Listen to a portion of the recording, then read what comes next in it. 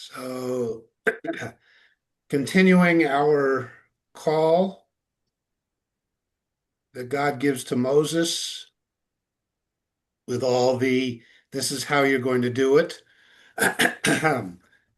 So, God has given Moses now two different signs. Remember the throw the staff down, pick it up, put your hand in your vest, Sam, take it out. can we see the English or?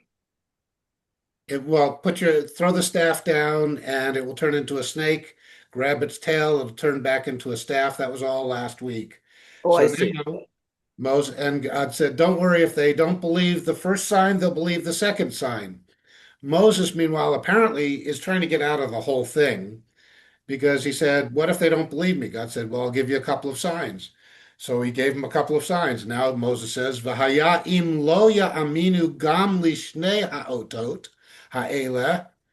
V'lo yishma'un l'kolecha, v'lakachta mimei hayaor, v'shafachta hayabasha, v'hayu hamayim asher tikach min hayaor, v'hayu ladam bayabashet.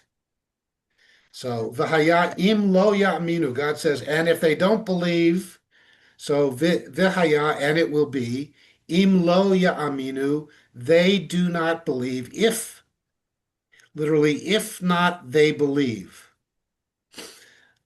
Gam lishnei ha'otot, also to the two signs, ha'ela, these. So if they don't believe these two signs, v'lo yishma'un l'kolecha, and they are not heeding, listening, paying attention to your voice, v'lakachta mimei hayaor, then you will take from the waters of the Nile, and the Yaor is the Nile. So if they will take from you will take from the waters of the Nile, v'shafachta hayabasha, you will pour it out onto the dry land, which is different from what we will, if you recall Passover, it wasn't that the water was poured out onto the land, but rather the water itself became blood or red. Here, you will pour the water onto the dryness, the yabasha, the dry land. V'hayu hamayim asher tikach min hayor. V'hayu, and it will be, hamayim, the water, asher tikach, that you take, that you will take, min hayor, from the Nile. V'hayu ledam bayabashet. Then it will be for blood on the ground, on the dry land, and the dryness. So you're going to pour water from the Nile onto the ground, and it will be blood. Or, for those who seek a natural explanation to all these miracles, you will pour the water from the Nile onto this dry ground, and it will wash away the surface, and you will get the red clay that's underneath. But why would that be a miracle then? Well, because they didn't know that there was clay under that ground, only Moses knew. I see. Or again, the magic trick. All of these are supposedly magic tricks that Pharaoh initially remembers going to say, yeah, so big deal. My magicians can do the same tricks. Oh, But right now, for the Israelites, and this is now, again, not for Pharaoh, this is for the Israelites. God says to go to the Israelites, go to the children of Israel and say, I spoke to you, I've got this job for you. And Moses says, what if they don't believe that you were the one speaking to me, that I spoke with you? God says, I'm going to give you a couple of magic tricks they don't know. And that will prove to them that you've got God on your side. mhm. And then again, the Yabashah, the dry land, the dryness, and Yabashet is just the vocal end of a sentence, end of a phrase, punctuation. 10.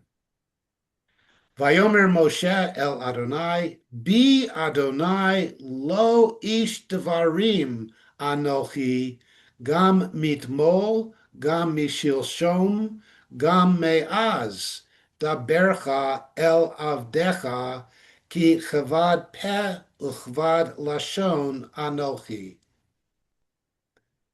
So Moses is still trying to get out of it. Vayomer Moshe El Adonai. So Moses speaks to Yud He Vav He, and Moses says, "Be Adonai in me." And notice Adonai here is spelled out. It's the first time, isn't it, that we've seen that? This is where we see this now, where the tradition will get Adonai as the substitute for Yud He Vav He. When Moses speaks to God, Moses uses the word Adonai, which Oh. literally means my lords. So Moses now is talking to God, not in God's name, Yud He Vav He, not be Yud He Vav He, but Moses says, "Oh my Lord." But you said this is Lord's, Adon is Lord, Master. one Lord. Adon Olam, Mhm. Lord of the world, Master of all time and space. So in me, Adonai, not Yud He Vav He. Mhm. Lo ish devarim, not a man of words. So Moses says, I'm not a spokesperson. I'm not a speaker. I'm not a man of words. And we know from previous actions, Moses is not a man of words. He's a man of action. He doesn't say to the taskmaster, stop it. He just says, take this. But is this where the stories come about his having a lisp or No, a that doesn't come till chapter 6, Oh, okay. when we get this all over again, where Moses calls himself, and that's what we're going to see here. What does Moses say about himself? He'll at the end of the verse that we'll get to. Right now, he simply says, I'm not a man of words, whatever that means. I'm not a man of words, I'm a man of action, means I'm not very well spoken. We don't really, all he says is, I'm not a man of words. Lo ish devarim anochi, and literally, not a man of words, I. So, not a man of words am I would be a better translation than I am not a man of words. Gam mitmol, gam mishilshon. So, yesterday is etmol. So, gam mitmol, literally, not from yesterday, and gam mishilshon, and not from 3 days ago, the day before.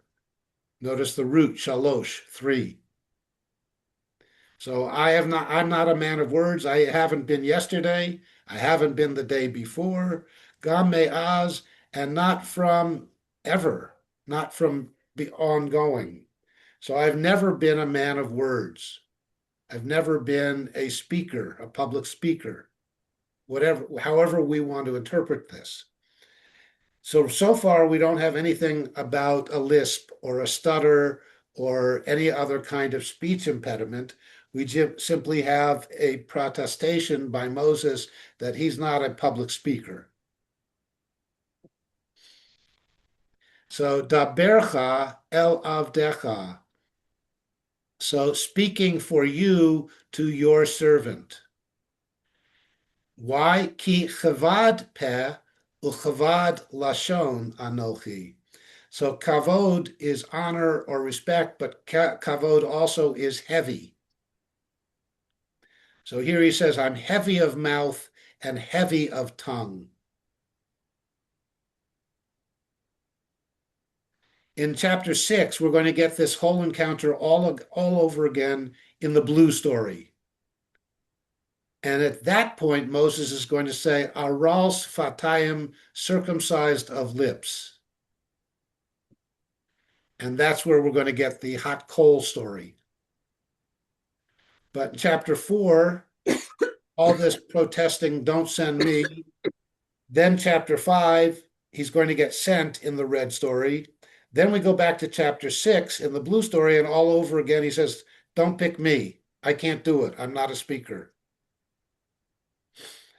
We act as if it's one continuous story, but again, it's actually 4 and 5 make sense by themselves. 6 will make sense without 4 and 5. Yeah. So that's what we're going through now is the 4 and 5, chapters 4 and 5. So I'm heavy of mouth and tongue. And God's answer, 11. Vayomer Adonai Elav. And so God now speaks to him, says to him, Mi sam peh la'adam. Who puts a mouth for a man, for a person? Who's in charge of a person's mouth? O, or miyasum, who will put. So all of verse 11, Vayomer Adonai Elav, mi sam peh la'adam, o mi yasum ilem, o cheresh, o pikeach, o iver, halo anochi Adonai. So God says to Moses in response, who puts a mouth on a man? Who makes the mouth work? Or miyasum ilem, or who can put muteness on a person, who can make a person not speak? O cheresh, or who can make a person deaf? O pikeach, or who can open up a man's eyes? O iver, or who can blind a person? So who makes people deaf, dumb, blind, whatever? Which is an interesting statement, of course, when we take it to the actual human events. Why is a person get deaf? God decided it, which leads to later problems. But here in talking to Moses, God says, who's in charge? Halo Anochi Adonai. Halo and Ha here makes the statement into a question. Lo Anochi Adonai, I am God. I am not God. Is Lo Anochi Adonai. Ha Lo Anochi Adonai. Am I not Yud He Vav He? Am I not in charge? Am I not the creator of everything, including people's ability to see or not see, speak or not speak, hear or not hear? I want you to speak. You're going to speak.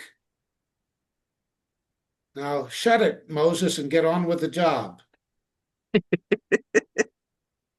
Okay. Well, and that's what God says. Va'ata lech va'anochi ehyeh im picha v'horeiticha asher tidaber. So va'ata, and now, lech, go. Va'anochi ehyeh im picha, and I will be with your mouth. V'horeiticha, and I will teach you. Asher tidaber, what to say. I will guide you in what to say. You don't need notes. You don't need to prepare. I am the great ventriloquist of all time. You will open your mouth and my words will come out. 13. Vayomer bi Adonai shalachna biyad tishlach. And Moses responds again in me Adonai, again using the spelled out Adonai, shalachna biyad tishlach. A strange response. Send, please, in a hand of your sending. So is Moses accepting the job or still saying, send someone to do this? If you can open anybody's mouth, don't send me, send somebody else. Send Charlie McCarthy, Mortimer Snerd, or any of the modern ventriloquist objects. And apparently, Moses' statement in 13 is not a positive one. Say that again. Moses doesn't say, okay, God, you can send me.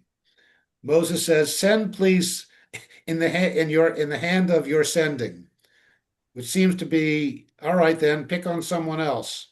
So God's response in 14, Vayichar ach Adonai b'Moshe, Vayomer, Halo Aharon achicha halevi, Yedati ki daber yedaber, hu, v'gam hine hu, yotze likratecha, v'ra'acha v'samach belibo. So vayichar af, that's the really angry expression, literally, and the nostrils flared, or the nose widened, the nose curled up in anger. So vayichar af Adonai, the nose of God flared, b'Moshe in Moshe. Vayomer, and God says, Halo Aharon achicha halevi. And then ha again changes a statement into a question. Lo Aharon achicha halevi. Aaron is not your brother the Levi, but rather is not Aaron your brother the Levi. All of this then in the red story in modern traditional understanding is an Aaronide Levite story, as opposed to the blue, which is a Mosaic Levite story, or a Southern Kingdom Levites, or the Aaronides, versus the Northern Kingdom Levites, who are of the general Levi or the Moses Levi family. But notice here we're told that Aaron is your brother, Aaron, your brother, is the Levi. So is not Aaron your brother the Levi? Yadati, I knew that. Ki daber yedaber hu, for speaking he will speak. In other words, all right, Moses, you want a spokesperson. You're not really the one that everybody's going to see as the front person. You're not the one who's going to get the real honors. It's going to be Aaron, your brother, the Levi. Moshe, by the way, here is never called Halevi. He's never Moshe Halevi. Is this the first time we're really seeing the word Levi? Well, other than as the third Reuben Shimon Levi, the third son of Jacob. Oh, okay. So you're of the Levitical family, the Levi family. But we don't really know that that makes a difference until later. Well, but they're setting us up for it to make a difference here. Exactly. And in chapter 6, later, you'll get to the genealogy of Moses and Aaron from Levi, and they are third generation offspring of Levi. Well, how And could they, interestingly, you'll see at that point, little spoiler, we're going to get the families of Reuben down to the current Goshen generation. Then we're going to get the families of Shimon down to the current generation. Then we're going to get the family of Levi down to Amram, Yocheved, and Moshe and Aharon. And then we stop getting the lineages of the rest of the tribes. wait, but if it's just the third generation, how did the Israelites, is this what we were talking about a couple of weeks ago? How did they multiply so much? Exactly. How did How they did they forget the get Pharaoh? 400 years? How did they get to be so big? And in the because in the red story, it's an indeterminate amount of time. A new pharaoh arises. In the Right. blue story, it's three generations. And they aren't slaves all three generations because we know Joseph and his brothers are not slaves. Mhm. And Joseph and his brothers and their children are settled in Goshen with Jacob down to the third generation. So they haven't been slaves for very long in that story. Here, we're told from a backstory of Abraham when God says to Abraham, you'll go down to Egypt, you'll be there for 400 years, you'll come back up. And then Exodus picks up on that. This portion of Exodus picks up on that story. So, Did yes, we, we're in a very strange time frame. So we read that in Genesis. We read that with That was one of God's promises that don't worry, they're going to go down, but they're going to come back up again. Just- So your brother Levi, I knew he's the one who's going to speak on your behalf. And then all of a sudden, an interruption to the whole dialogue here. God says to Moses, V'gam hine hu yotze likratecha, and behold, he's coming out to greet you.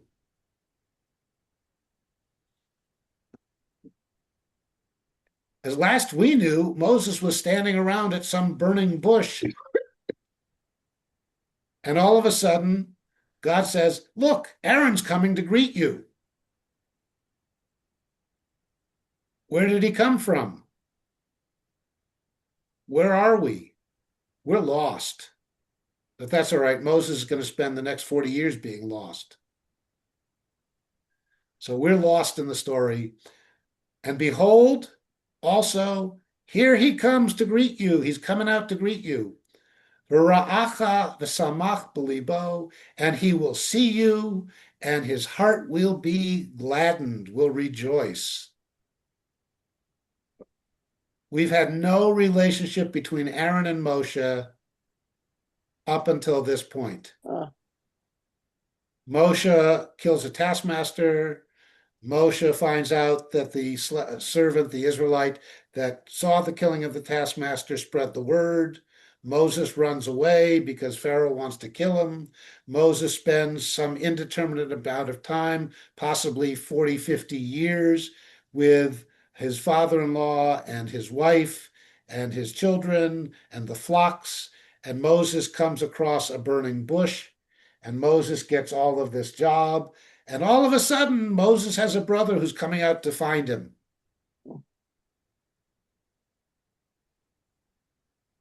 God's ways are mysterious. Strange, that's right. Strange goings on here. Yes. No class next week. I'll be spending a little time. I just checked, and it's going down to the low 70s overnight and going up to the high 70s and low 80s during the day. Where will you be? San Juan. You So can't that's we join you there and have the class? next. So next time, in 2 weeks, Okay. we're going Sam, to finish the red story, get a parallel blue story, and then finish the red story, and we're done. We're going to be done soon with chapter 4. So finishing up, Aaron's coming. Woohoo! And so here's your practice reading. V'dibarta elav, v'samta et hadvarim b'fiv, v'anochi ehyeh im picha, v'im pichu, v'horeti etchem, et asher ta'asun. So now we're getting the dual team of Moses and Aaron. V'diber hu lecha el ha'am, v'haya hu yihiyeh lecha lefeh, v'ata tihiyeh lo le'elohim. Ve'et hamateh hazeh tikach biyadecha asher ta'aseh bo et ha'otot. And if you want to go to the English, you should jump from there to verse 19. But for your reading practice, throw in 18. Vayelech Moshe vayashov el yeter chotno, vayomer lo, elcha na va'ashuva el achai, asher b'mitzrayim, ve'ereh ha'oda chayim, vayomer yitro leMoshe, lech l'shalom. Notice, by the way, not lech bishalom, but lech lishalom. And then the red, Vayomer Adonai el Moshe b'Midyan, lech shuv Mitzrayim, ki metu kol ha'anashim hamivakshim et nafshecha. So you'll notice in the English, continuing the story that we just left, Aaron will be your speaker. You'll go. Aaron will speak. All will be good. Take the staff. Get ready for the signs. And then God says to Moses in Midian, where he is, where apparently Aaron's been wandering around looking for him, doing track my phone or something. And God says to Moses, it's time for you to return to Egypt because everybody who wanted you dead is now dead themselves. So that's the Pharaoh of the taskmaster time, which again tells us that there's been some long period of time that Moses has been hanging out with Jethro, with his father-in-law. Meanwhile, as if it were part of the same story, Moses will go to Jethro, his father-in-law, and say, I got to go to Egypt, and nothing about Aaron. So you can follow along when you do it in the Hebrew for reading practice and in the English to see how the story is actually jumping around. Cool. And that